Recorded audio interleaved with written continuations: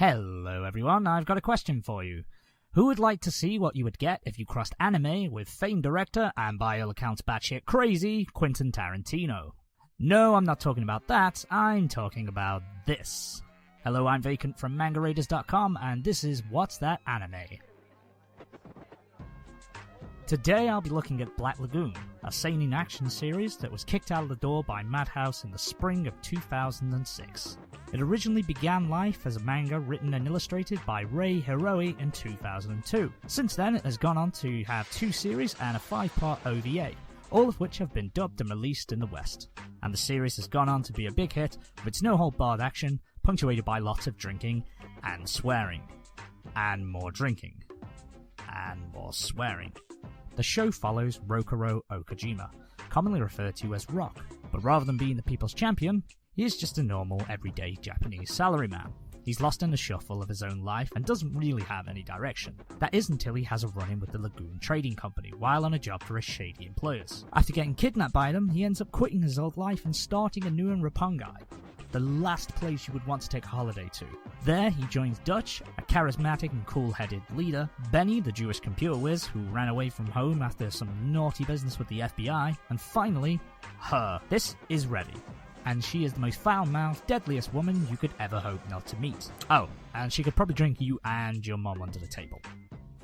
Together, the show follows this group for hire as they perform various jobs for all sorts of rotten criminals. The action that ensues is over the top, and reminiscent of a John Woo or Tarantino flick. However, it's never too ludicrous that it breaks your immersion. But fear not, it's not all about shooting guns, no. There's many a scene that explores Rock coming to terms with the new city of killers and criminals that he now calls home. And the series does delve into some philosophy, questioning the value of life and morality itself. Luckily, it doesn't have its head too far up its own ears, and never quite takes itself that serious.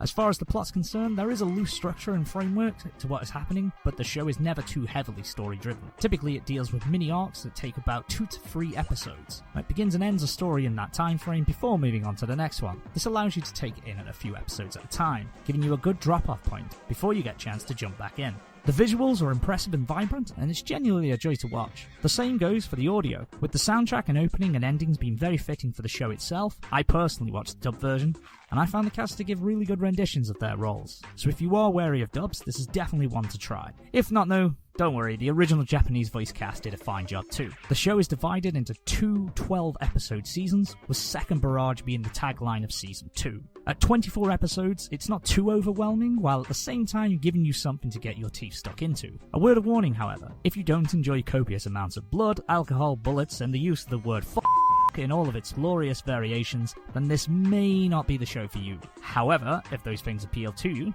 then I would definitely recommend Black Lagoon to you. It also happens to be available on the UK version of Netflix at least, so to all my British compatriots, you literally have no excuse. Thanks for watching, guys. I hope you enjoyed the sights of Roppongi. Just remember, if you see this face, run. Or at least find something bulletproof to hide behind.